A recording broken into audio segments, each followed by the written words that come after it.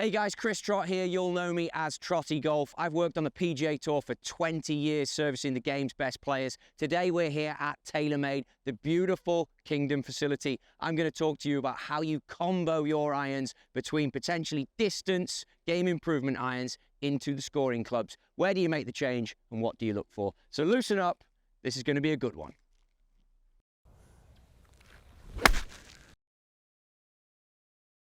So you need to get yourself an iron fitting. You've come to the right place. The Club Champion guys, they're going to help you out. But there's a little bit you need to understand between combo setting. First off, what does it mean? Why do I do it? Which type of player does it? Well, this is something we see all the time on the tour, and it's individual ball flights for individual clubs. I'm going to talk a little bit today about why you might need that. But understand throughout, I myself actually combo my set in the 3 and 4 iron, and I do carry, for certain days, a hybrid club that goes in place of this golf club. So view your own sticks as a squad of players that are going to be needed for each individual golf course you play, and then you work out the ball flight you need and the club you need from there. As you go down into the scoring clubs, usually defined as the 7 iron, the 8, the 9, and into your wedges, the shape is going to change. They're going to get more sleek. Let's hit that and give you a bit more detail.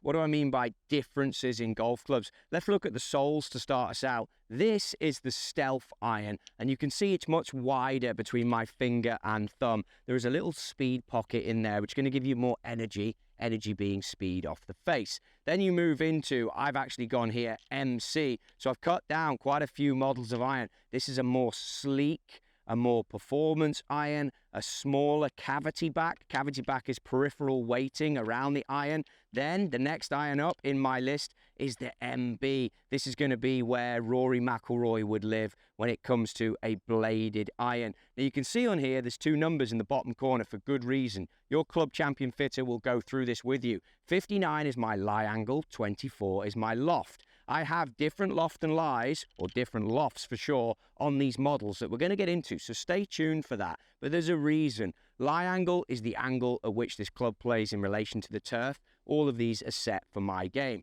Then into the more lofted clubs, the 6 iron and the 7, you can see here in that 790 that I talked about, if we look at this just from the top line, it's much larger. It has a little bit more offset. And let's define what offset is first, because it's important that you know that. Offset is going to be how far back the leading edge is in relation to the center line of the golf shaft. So you can see here as I take our Stealth, and it actually has a white bottom groove to help with alignment. If I take the center of this golf shaft and then put the offset in there, which is the curvature in here back, that would be deemed as a lot of offset. What does that do for you, the player? It allows the club to catch up. It allows the toe of the golf club, this part here, and I know there's a lot of different names here, and the heel of the golf club, it allows it to catch up and release, okay? Helps you with a draw shape for the right to left golfer. Draw being right to left moving for the right-handed golfer. For the lefty, it's going to be left to right. But it gives you a bit more speed, a bit more yardage, less spin. All things that are critical for your game and your decision as you get into which iron model.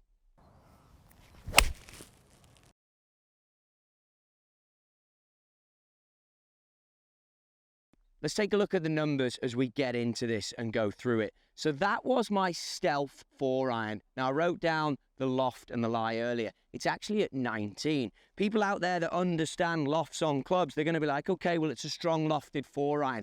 Yes, it is, but it's for good reason. Center of gravity on these player distance irons is low. That means you get the height out of the iron itself, so you can afford to play a slightly stronger loft. If I look here at carry, that carried over 200 yards, but it only spun about 3,800. So it's a low spinning shot for me. It might come out a bit hot. It will total a long way. It totaled 234. So it runs a lot for my type of player. But that's why this wouldn't be right for me, because you want your 4 iron to stop pretty quick when you've got speed. But think about this club, this distance club for the higher handicap golfer, the person who can't hit it far, who adds spin, who doesn't use the TP5X that's a lower spinning golf ball. If I take the number on the sole of the golf club for my speed and I multiply it by 1,000, so a 4 goes to 4,000, then it would be an okay number. That at 3,800 is a little low, but you can see it didn't carry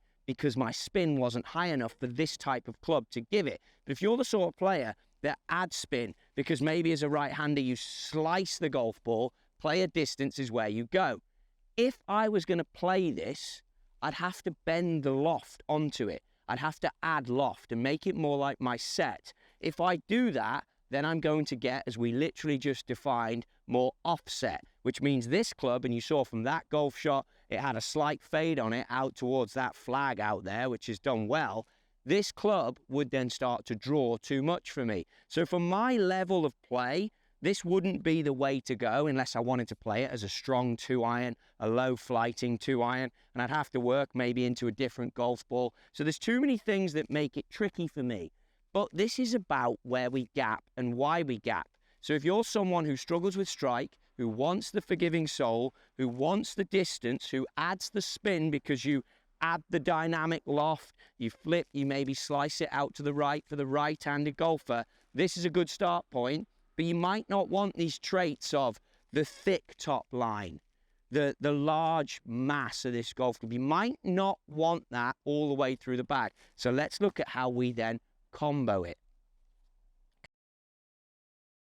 Tom Watson once said to me when I worked with him that the 6-iron was the pivot point of the golf set. He was a big believer in that. He would look at his irons looking at the 6. So think what he means. 6-iron pivot point. It's where you change, where you move into a different model if you want to play a combo set. He'd look at it to look at offset. But for you, the golfer, I want you to look at it as to what you're going to do and you might change. So if you're going 6-iron in your stealth, 7-iron you could maybe change to another giant here for TaylorMade at the P790. The P790, as you put it down, now has a touch less offset than that stealth. A little bit more refined, a little bit more traditional looking, but it's still going to give you some strong numbers in a 7-iron. So let's see what numbers I get with flight. Let's see how much spin I get on my low spinning golf ball. Little cut out to the right, so that'll be spinning. It's important to know this 7-iron, based on center of gravity location, is down at 30 on the loft. A traditional 7-iron, as I get more into my MCs and my MBs, might be 34, which is then going to add backspin. I can see, looking down at that launch monitor, 6,800 has popped up on my 4 tiles with the full swing. But as I also look at my total, I've got 180 yards out of it. So you can see that this marries up into the stealth. So I can get a more performance look in my 790. I can get a marrying up of speed because I can still go stronger in loft in there. But spin, remember, impacts peak height and impacts descent angle. If you're a better player and you're wanting to shape your golf shots, you get spin and you take that offset that I talked about, which we're still in the high end of offset, and we start to reduce that. Now you can get into shaping. So let's take a look at how a P7MC directly compares to my 790.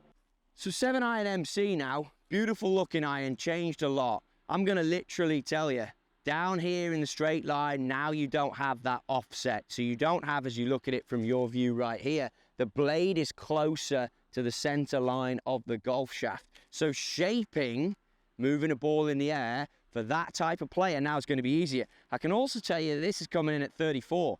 This is the loft now. I might even have this at 35. So we're going to see a big jump up in spin. But let's start with the draw golf shot and just move one from right to left. See if this even spins more than where we just lived at 6,800. If I get 6,800 spin out of this, I'll like it. I don't think I'll total it as far as that 790 just went. So a great draw, just literally falling right to left. Divot patterns changed, which is what your club champion fitter is going to look at. Spin has gone higher at 7,500. So that's brilliant with a low spinning golf ball, and my yardage has actually gone down to where I'd want it. It's now at 165. So now I've got a 7-iron hitting a cone. But think about it. Cone means if I've got a pin in the middle of my green there and I want to bring a golf ball into that pin, I'd want it coming in from a certain angle. That is what I mean by cone. It's coming in from that right to left angle. But to combo this with the 790 might be a big ask. I would then have to strengthen the loft on this. that wouldn't be the way to go. So while I'm all for you guys out there comboing golf clubs, what I want you to do is look at the lofts with your fitter at Club Champion, look at the models, be honest with yourself. You've got to park that ego at the door when it comes to the golf clubs you're going to play. You have to go through with your launch monitor the numbers you want to hit them and almost try and go through, certainly in that pivot point of the set that Tom Watson told us about, 5, 6, 7, 8, that area, really take a look at. And then in the long stuff, focus on the spin rates.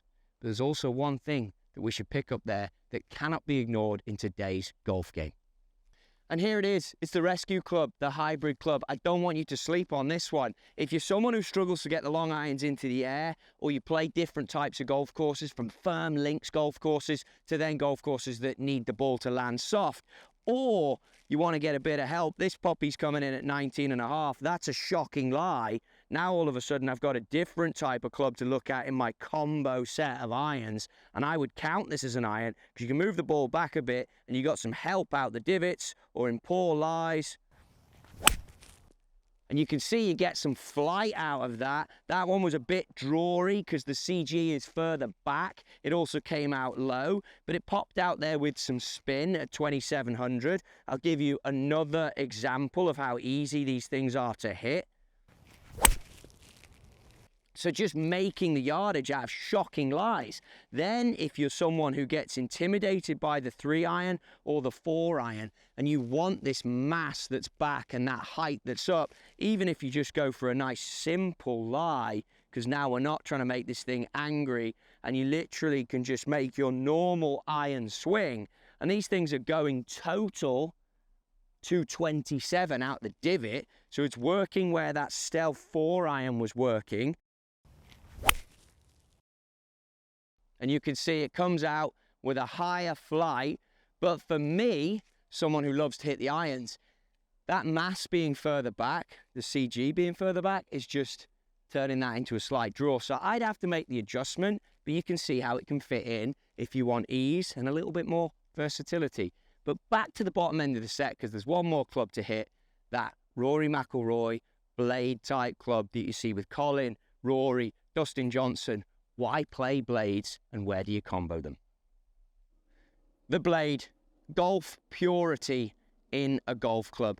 Look at this thing, it's gorgeous. This is the 6-iron, it's coming out at 30 degrees, so that's maybe 1 degree strong, but you need it for this because it comes out pretty weak in terms of spin. Gives you a lot of backspin, which in turn is going to give you that steep descent angle. You can put this close to flags, and that's why Rory and company are using it, because it's easy to shape. It's pure. It has the mass right behind the sweet spot. When you put it down there nice and low, this is going to give you the feedback. You're going to know instantly. You need to be a player that does not miss the middle. This is something I'm very familiar with because of my own set. I wanted the benefit. I wanted something from this. If you get into the rough like this and you can strike it, that means this blade will cut through that rough because it's a small head. But you're going to pay the price. You've got to be able to hit the middle. It will spin a lot. It's great when it's great, but it's not so good if you're not quite hitting it pure. So it needs a bit of concentration, but we'll see a weak number in terms of distance, but a lot of control in terms of spin, providing you can hit the center.